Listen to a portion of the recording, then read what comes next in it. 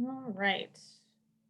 And yes, I think right now the access is just to viewers, so only Ori and I can actually edit it. And we'll provide another opportunity for folks to share comments and things if you're not able to get to it in this session. So everyone will have a chance to participate in one way or another. Okay, so can everyone see this document in my screen? Yes, excellent. Cool.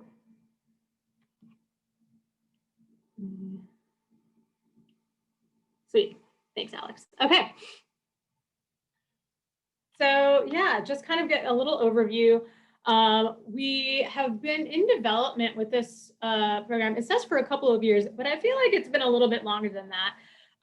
It's really started as a thought that I had as someone starting a career in psychedelics and sort of like, plucking my path here and there and trying to like make it work. And just really seeing a need for something a little bit more formalized, particularly something that we could utilize to support our members of color and members directly impacted by the war on drugs to be more easily able to sort of plug into this network. So with that, I started having conversations with my own mentors and my own elders in the field that are doing this work to kind of get a sense of like how they envisioned this, what sort of wisdoms I could pull from their experience being mentors themselves for decades. And that's sort of what started piecing this together. So it is really the first formal pathway that we have for young people interested in working in this field. And it's designed to sort of help you all get connected and for the elders to provide some of that guidance and some of those opportunities that they're really sort of excited to be providing for us. Really filling that gap in any sort of organized career development opportunities for this area. And one of the things from the beginning that we wanted to be sure to address was that this isn't just about psychedelic assisted therapy. It isn't just about psychedelic research, but there are so many other roles and so many other important skill sets within this area of work. I don't know what to call it. Is it a field? Is it a whatever? Anyways, I'll just call it a bunch of different things. You get it.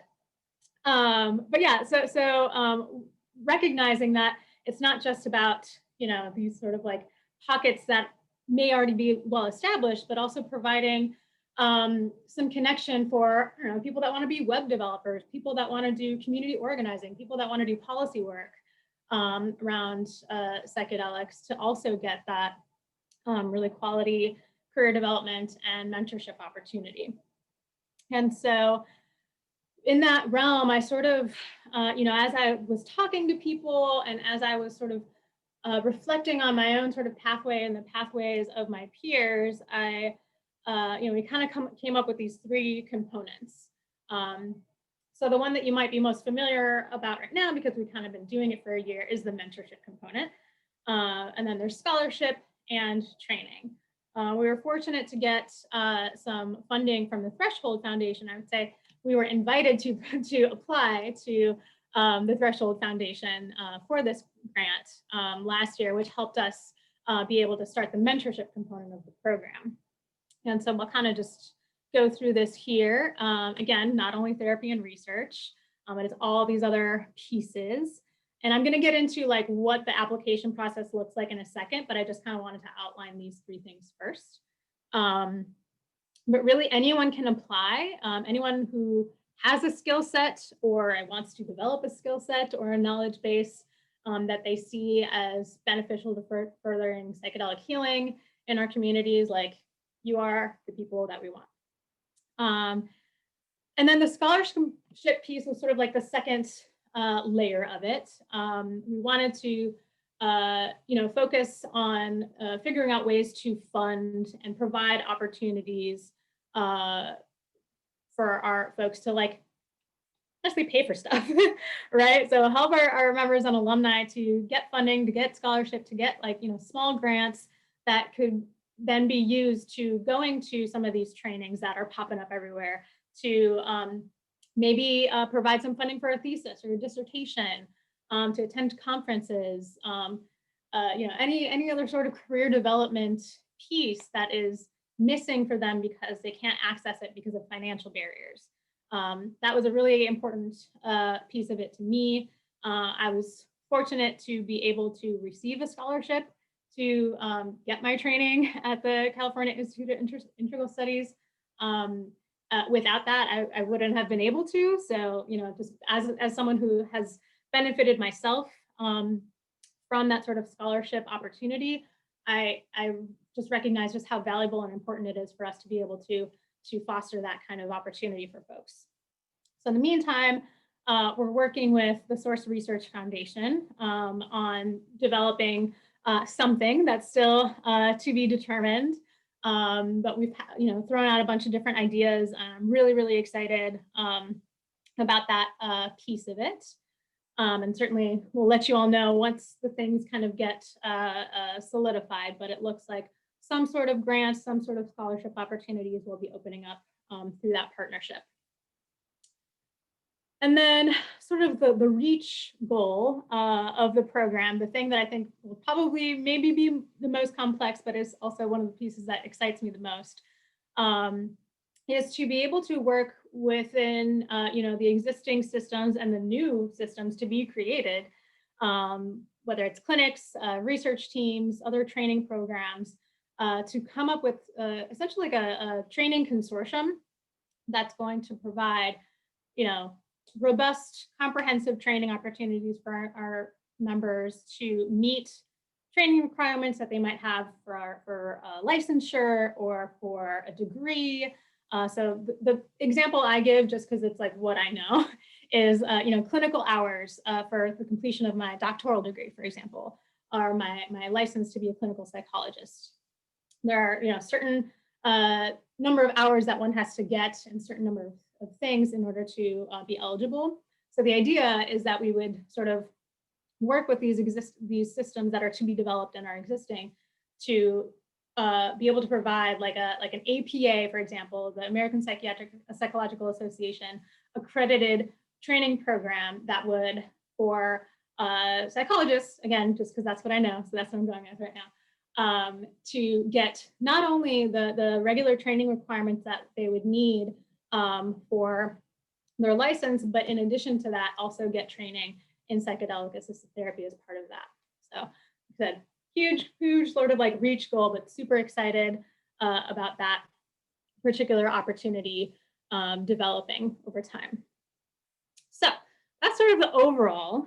And then right now where we are is, first of all, as of like today, we have a new webpage that was just posted, just published, that outlines all of this information that I've just been blabbering about, and then some, including information about all of our exciting partners that I'll get into, but also just kind of going through the application process to get involved. So we also launched the application, so you all are the first to know that they are now open and live, and we have a blog post. That's what this is linking to, that talks about that. So as you're ready to apply for the program, it's ready for you. So I'm excited to see you do that. We're planning on doing some sort of information session for people who have questions about the application process the week of November 29th. So that's something that's, you know, to look out for. We'll, of course, you know, let people know about that. The application deadline is December 13th. And then internally, we'll kind of like review that information, make sure everyone's eligible, make sure we get people set up as a chapter if they need to, or whatever the case may be. And then comes the matching process. And this is the part that's probably the most complex of it, because it means we have to sort of review everything and compile the information from your applications into a format that you all can see, or I should say the applicants can see and the mentees can see and share. And so that's all in the works as well. And hopefully, this says January, but I'm thinking it'll be more close to February that we'll be officially able to match everyone and get started. So all exciting because it's all happening. It's been a long process to get it ready to go, and I'm just excited that it's happening. Also exciting is we've been working on developing some partnerships over the past few months and are super excited to announce those. That's also on our webpage. The first one that we're excited about is the Intercollegiate Psychedelics Network. So they're another network of young people interested in psychedelics. So we're working to sort of bring them up to speed on our process and get them involved in the development of the pipeline and the mentorship program.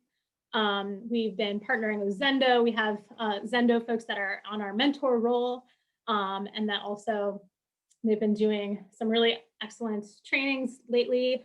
And little birdie told me that they'll be doing a lot more cool stuff that will be involving SSDP in the near future. So that's another thing to look out for. PsychSems, I think I saw Mike in here a little bit ago. So another great partnership. Mike is also one of our mentors, and we're looking to develop some exciting content through that. Psychedelic Support Network is also going to be helping us with outreach for mentors, and they also threw a little discount our way for their educational programs. Casper is a new group that kind of came up of folks from the MAPS grad listserv that were also interested in sort of like coming up with a more streamlined, more efficient and accessible way for students to get connected to mentorship and guidance. So really excited about that. And of course, MAPS, a public benefit corporation. Wes has been with us from the beginning. Super grateful to all of his brilliant knowledge and insight and skill when it comes to developing mentorship programming. So that's been a particularly valuable connection and partnership for us. So that's sort of the initial overview. And I want to now open it up. I'm going to stop sharing my screen. And I want to now open it up to those that are involved already to share a little bit about their own experiences and their own insights. And then we'll have some time for questions and feedback. So Ori, you can take it away. I'm curious to hear what you had to say. Sure. Thank you all so much for inviting me. I kind of feel like an honorary member of the program in the same way that's actually similar to how I came to SSDP. I tried to start a chapter at Fordham and I couldn't.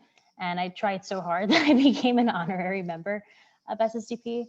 But yeah, I wear many hats. For some of you know that I am a part of the Columbia University chapter. Shout out the Columbia University students that are here. Thank you so much for coming. I'm also the vice chair of the board of directors for SSDP. So a lot of work with the executive committee. And then I'm also the co-chair with Carmen Jackman of the intersectionality committee. And yeah, the psychedelic pipeline is one of the initiatives that I am like the most excited about at this organization. And so I wanted to share really briefly about how I got involved. I was really curious about becoming a mentor. I have experience mentoring. I'm in a mentor program at the moment where I'm receiving mentorship in my theological seminary. And I apologize if people walk back and forth. It's COVID. I live with people, with a person. But anyway, I wanted to get involved with the program and I was worried that I had missed the deadline and I didn't know enough about it. And we were working on the website and I'm pretty heavily involved with the community and other youth. And so IPN, shout out for all the folks that are here, are my friends, I will say proudly. And there was an interest for collaboration. And so we started having some conversations end of summer is my thinking. And now we're working together, we're partnering together. And so even though I'm not an official mentor yet, nor have I been a mentee, I knew this was a program that I really wanted to get involved in. Vil is very accessible. Wes has also been super accessible. I reached out and they said, come on in. And so I've been sitting on a lot of the meetings for the IPN SSDP collaboration, and I hope to apply to be a mentor this fall, this winter. So all that to say that there's no traditional path. You can be a mentee, you can be a mentor. If there's a part of the website or something that you feel really excited about that you want to offer your skill set your gift for. I think that we pride ourselves in being really accessible and really interested in working with anyone who's interested in collaborating. So that's a little bit about my story, and I am super excited to apply to be a mentor this year. Thanks, Oriana. Just kind of looking through the role here.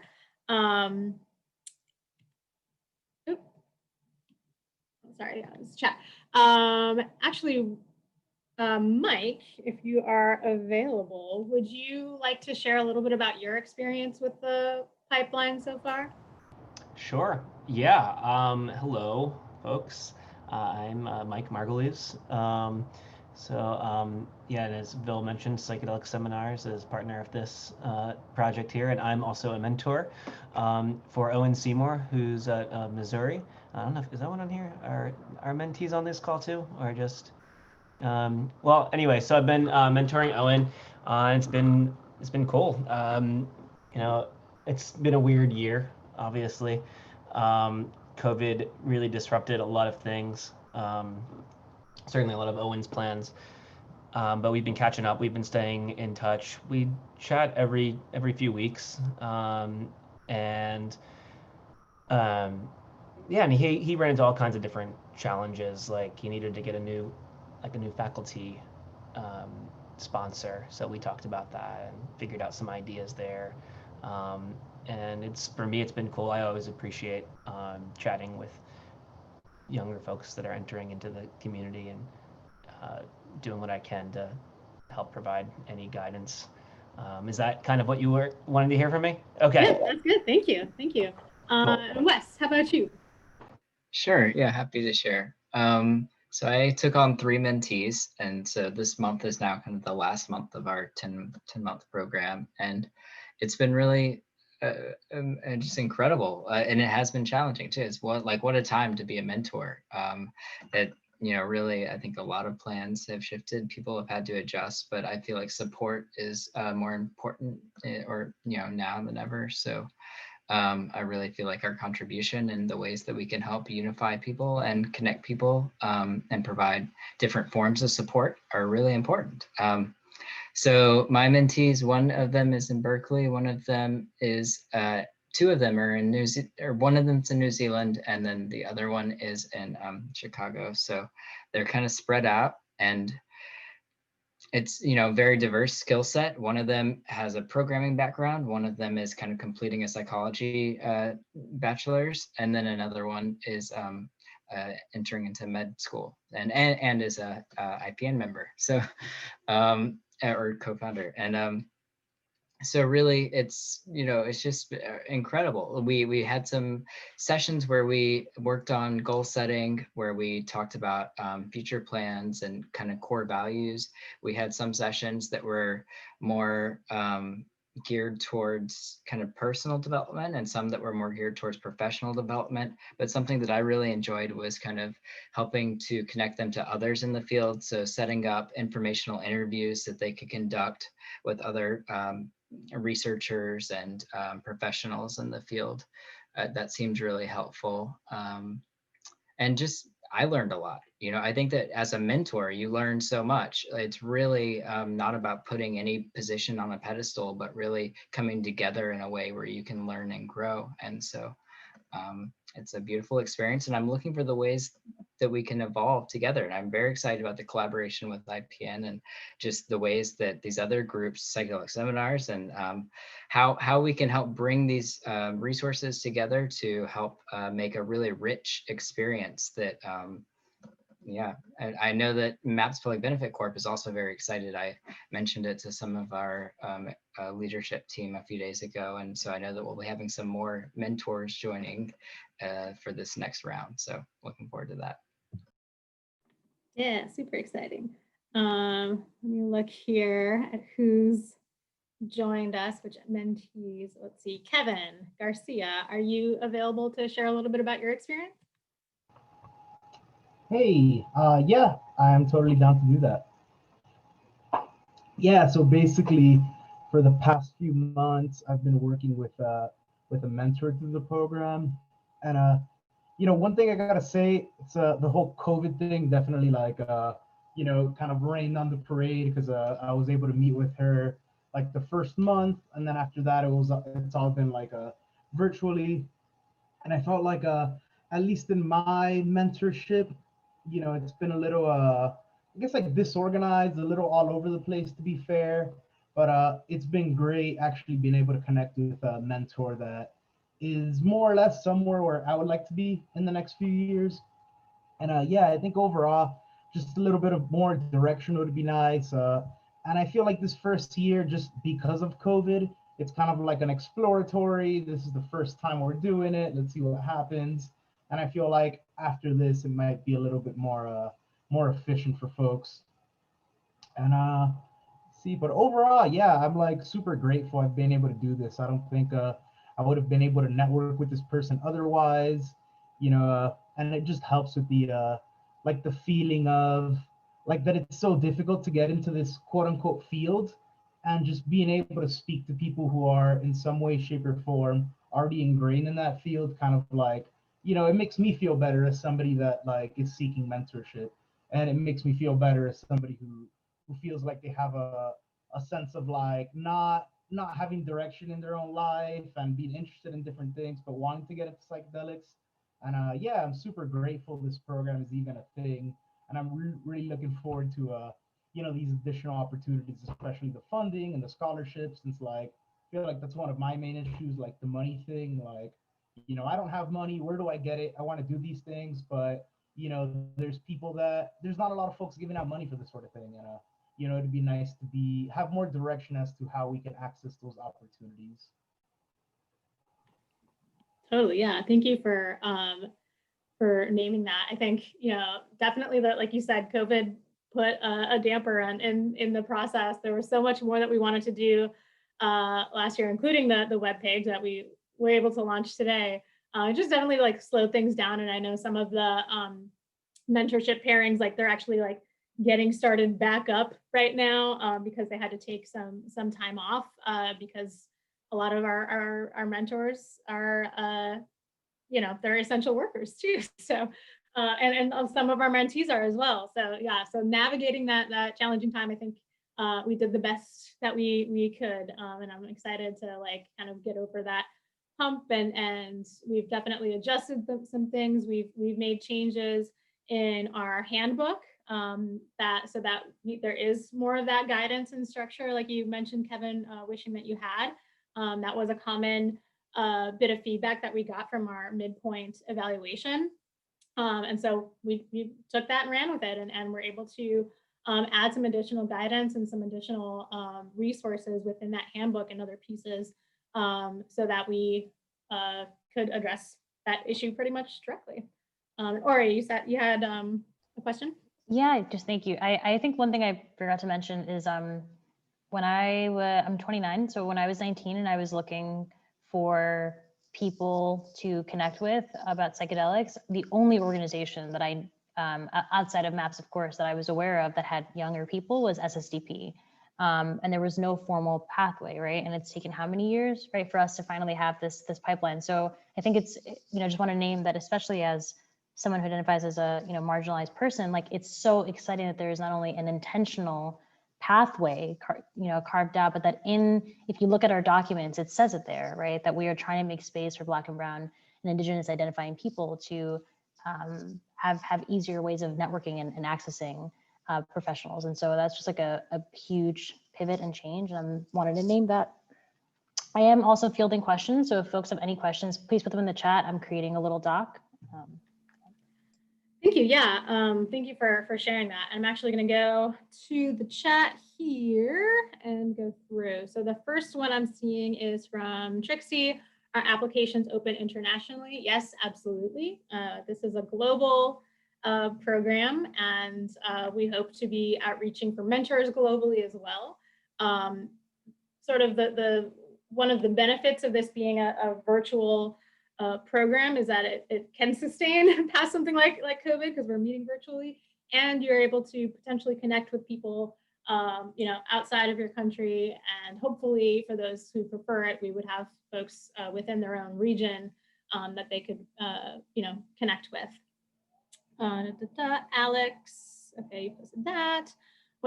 Victor, what changes are being made to the applications, the review process, and the matching process based on the lessons learned from cohort 1? Yeah, so as far as the applications, last time around, we required people to share like a full CV, because I was sort of looking at this as an academic, professional development-y thing. And I think that was maybe like a little bit of overkill. Like, I don't think we need like the full, like every single course you've taken sort of thing. I think a resume will suffice. So that's one major component of it. And also it ended up being like kind of a pain for me, because then I would have to go back and be like, actually, can you send me this instead of this? So I'm not going to do that. That's not necessary.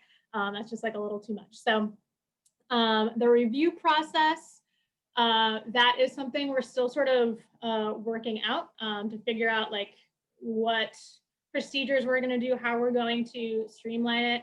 One of the things we're doing is, I think initially last year we were doing like 2 rounds of matching, and I think we're just going to do the one this year. Wes, is that correct? I think so. Yes, nodding. Great.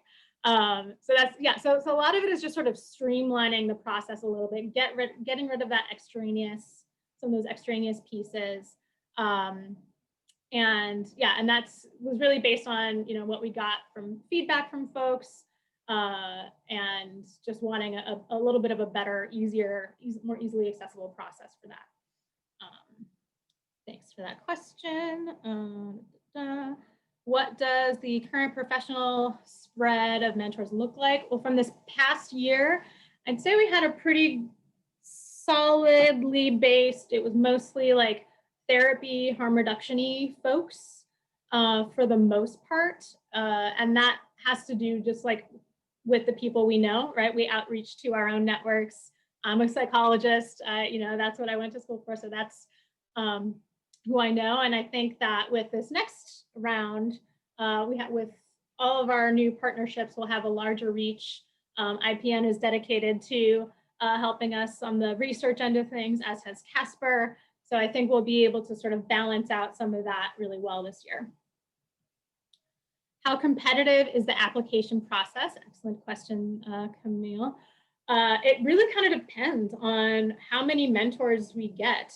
This past year, we were able to match, I think, pretty much everyone, because we had some extremely generous mentors that were willing to take on more than one mentee. So that helped us be able to actually get everyone that was eligible to be matched. We had a couple of folks who, because of COVID, because of other extraneous circumstances, their mentor wasn't able to fulfill their agreement. But we had, again, mentors who stepped up to take over and support those folks. So we have a good bunch of folks here. So really, it just kind of depends on how many mentors we get in versus mentees. And we don't really know yet at this point what that's going to look like. I'm hoping, we'll know in a couple of weeks, like kind of seeing what that looks like. Yeah, that's to be determined as far as how many mentors we'll get for this round. Yes, Trixie, I'll definitely take you up on that global outreach. Thank you. Justin, yes, our undergraduate students who are on leave of absence eligible to apply. You don't have to be enrolled in classes. You don't even have to be a student to be involved in this at all. You just have to be an SSDP member. That's really the only requirement, or IPN member, or any other SSDP affiliate organization like Canadian SSDP, et cetera, to be involved. Kat, would you prefer a CV or a resume? Yes, so it can be a resume. A resume is totally sufficient. I think maybe I just didn't update it on the form, but yeah, resume is sufficient. Emily, what kind of screening process is there for mentors? Previous mentorship experience, what kind of official mentor-mentee training do you provide? Excellent question. So the screening process for the mentors is once they submit their applications, we review them and make sure that there's sufficient information for us to know that they have any experience in the thing that they're saying that they want to be mentors in. You know, we're fortunate to have a lot of connections in the field. So if we have a question about anyone or aren't sure about a person, we can reach out for folks to folks. But the you know, basically what we're looking for is people that aren't being like ethically not good, or are like racist assholes, people who don't understand the war on drugs, things like that. We want to ensure that our mentors also like align with SSDP's values. So that's a really big important part of that process.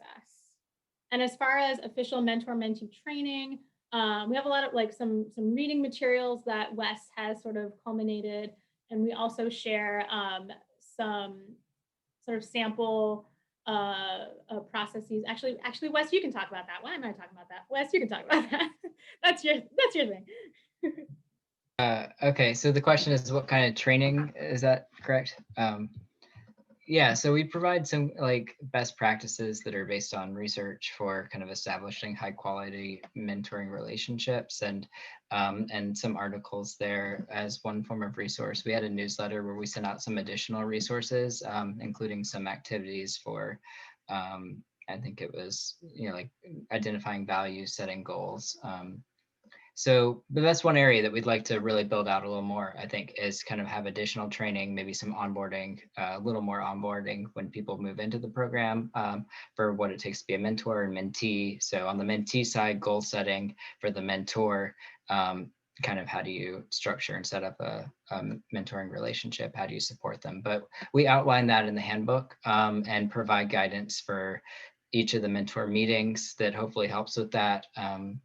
And some potential activities that they can conduct with their mentee to help facilitate the mentoring relationship. But yeah, we're always open for new ideas. Yeah, I think that reminds me of a good point about all of this, is that we also sort of want to be a resource for people in the, you know, for what it's worth, a relatively new field, right? So for people that are maybe younger to be mentors, maybe they haven't had any sort of training in mentorship, but they want to be able to provide and support and guidance for folks. This is also an opportunity for them to learn how to develop that. And that's sort of why we even have like this handbook. That's why we even, you know, share these resources, is because it's not just like, you don't just like, you know, meet a random younger person and determine that you want to be their mentor. There is some like stuff involved in figuring out how to be a good mentor and developing that relationship. So that's an important piece of it as well. Let's see, Evan had a question. For those who missed the deadline for the program or find out about it after the second round, blah, blah, blah, what are other ways for them to utilize the pipeline, or do they have to wait? Excellent question. So, well, first of all, I'm sure you'll all now be sharing the blog post and webpage around to all of your friends so that no one misses the deadline. But it's not just the mentorship component, right? So I mentioned we have the scholarship component that isn't just going to be available to people who are mentees. That will be available to anyone who's interested in that kind of training. You know, as you know, once we get some funding for it. But otherwise, anyone, just like, you know, Ori shared earlier, you can get involved. You can plug in.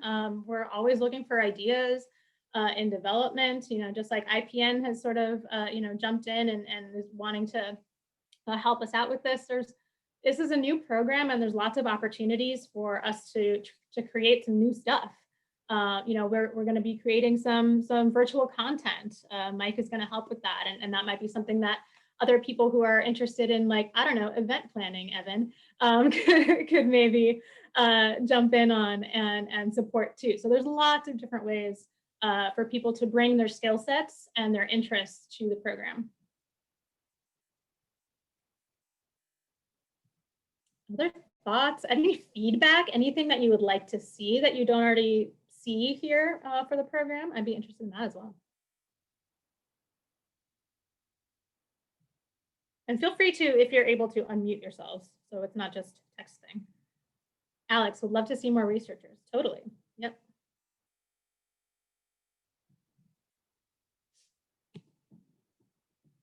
Sure. I wanted to ask how long is the program? I heard 10 months. Is that? Yes. Yeah. So once you're paired with your mentor or mentee, it's like a 10-month commitment.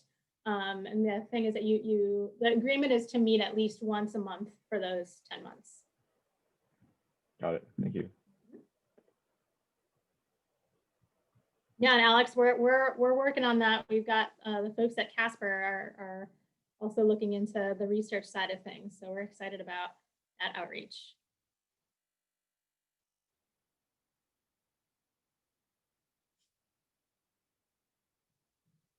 Cool. I'm just curious about you're talking about like adding new research-oriented mentors. Do you have any? Can you give like any specifics or like maybe some general info about that? Or, I mean, I'm down for surprises too, but I'm just Sure. Well, that's that is one thing. We really value privacy and confidentiality of our mentors because as you can imagine, this is a developing field. There's a lot of people itching to get at them, and so we want to be really careful about their privacy and not sharing their information. But once you are accepted into the program, you'll be able to see who is all involved in that. Yeah. Thank you.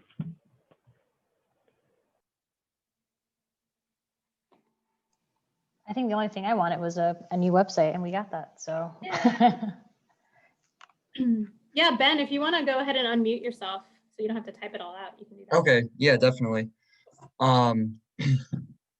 So yeah, I joined late, so I'm not sure if you guys already covered kind of this stuff.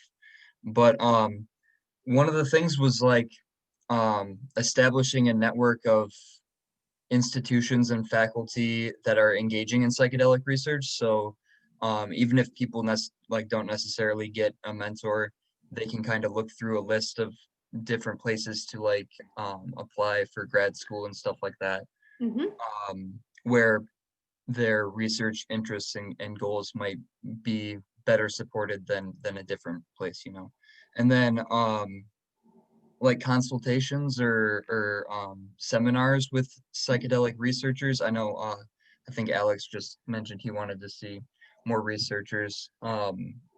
Just talking about how they got into the field, and then suggestions for people, again, if someone can't get into like the mentor mentee position type thing, like more of like a webinar setting.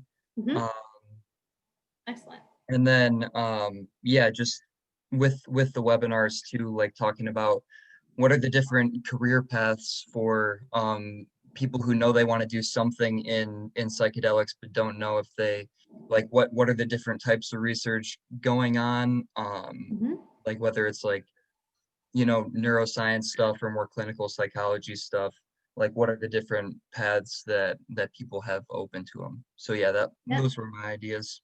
Excellent. Yeah, for the first piece, that's actually something that the Casper friends are working on developing. I'm really excited about that. And obviously we'll be collaborating in that. And then the second piece, definitely, yeah, that's one of the things we do want to be doing more of, sort of highlighting our mentors and providing those other opportunities for folks in the program, even if they're not mentees, to kind of like get some of that knowledge. And that's actually, we had a conference session not last year, the year before, at SSDP 2019. That was all about exactly what you just said about the different career paths and sort of how to go down. We had some researchers from USONA that came and spoke on that panel. And I don't think we recorded it, but definitely something that we could recreate for sure. Yeah, Sensible 2021, let's propose it. Excellent, excellent. Other feedback, other thoughts, other questions? This has been great. Is there anything we can do to be more involved before their official mentor-mentee pairing? Right now, if you're wanting to apply, that would be what I would focus on, is getting your application in. But otherwise, I think like I said, we're looking at currently looking at ideas for like webinars or like, you know, virtual things that we can do. So if you have any particular interest in that kind of thing, you know, definitely open to those sorts of ideas.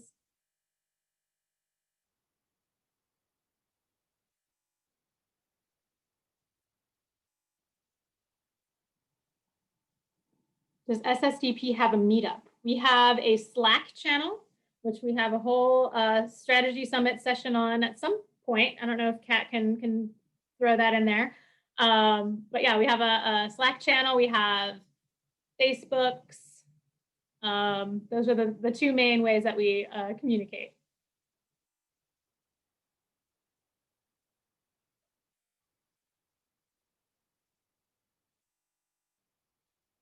Thank you, Kat.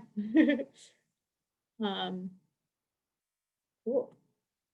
Other thoughts, questions, concerns? Is the recent passage of the law in Oregon likely to open up new possibilities in psilocybin research in Oregon, maybe? I mean, there's psilocybin research ongoing currently too, or at least for depression and some things. So we'll see how it goes. They have like what, 2 years to develop that program. So.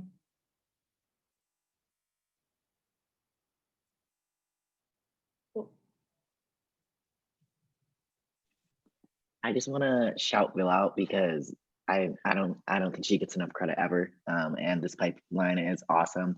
I'm always a stickler, so I'm like, yo, like, well, I'm the person that like accidentally misses the deadline, and then I'm like, oh my god, I want to be involved. So, sorry for my stickling question, but everything has just sounded absolutely amazing. It's awesome that that it's called the psychedelic pipeline, because we talk about SSDP as a pipeline for so many things. For me, it has really opened the doors to nonprofit like administration. And I think that's kind of the cool thing, like that SSDP can kind of help you find that dream career in any aspect. So I just want to shout out Bill and just say thank you for all the work that you've done on this. It's incredible. And you're going to be the reason that we have like so many super cool psychedelic researcher therapists like in the future, because you're connecting them all and helping them develop those dreams. So thank you, Bill. Oh, thanks, Ev. That was really nice. I certainly can't take all the credit. I appreciate that, but certainly Wes has been a huge support in this and developing a huge piece of this. And also we have Brandy and Sean, who aren't here, but are also sort of some of our behind the scenes volunteers that have done so much work to help us get to this point. So it's definitely one of those, if you build it, they will come situations. I think I've said that before in other settings, if you heard me say that. But this has opened up a lot of really exciting collaborations because people hear about it and they, you know, send me an email and they're like, hey, I wanna help. And that's really the only way that we've gotten to this point is with the support of everyone coming together for this. So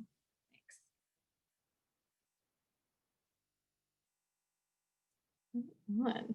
I think I have one more question, Bill, or just something we didn't mention, but I think if is there a process or like some thinking? I think there is, but I was wondering if you could tell us a little bit about. Is there like a process? Let's say somebody does get paired with a mentor and something you don't like happens. How do they share that? What's the process to go about that? Thank you. Yeah, and that's another piece that we've sort of like made some tweaks to this year.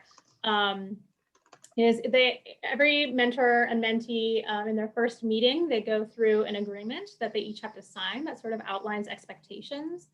And as part of that, it's an expectation that if for whatever reason things aren't going well, that they will first try to navigate that with each other in a professional capacity. And if for whatever reason that's not possible, then they will come to one of us. You know, I think I'm the one my name and email is the one that's listed there to address it. And then we sort of will work to figure out what that looks like, if it's mediating a conversation, if it's, you know, getting them a new mentor, you know, whatever, you know, it's all going to be an individualized process from then on, but yeah.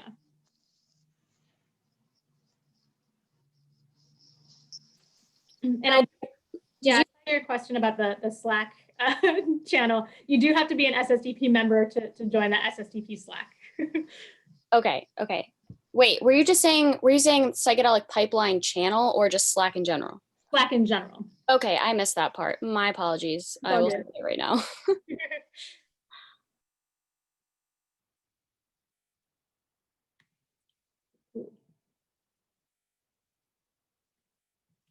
All right. Any other last thoughts from Oriana or Wes or any of the folks involved?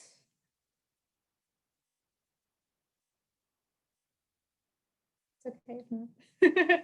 Excellent. Well, certainly if you do have any more questions or more feedback about any of this, please do not hesitate to email. Like I said, we just, this is the, let's see, the blog post that you can now share with all your friends. And it'll be shared through our SSDP socials soon here. Just, like I said, just popped out today. So if you haven't had a chance to do that, you are all the first to hear about it. And there's the web page. Awesome. Well, thank you all so much for being here and being excited about this program and willing to support and apply and get involved. I look forward to hearing any other feedback you have. And yeah, thank you all.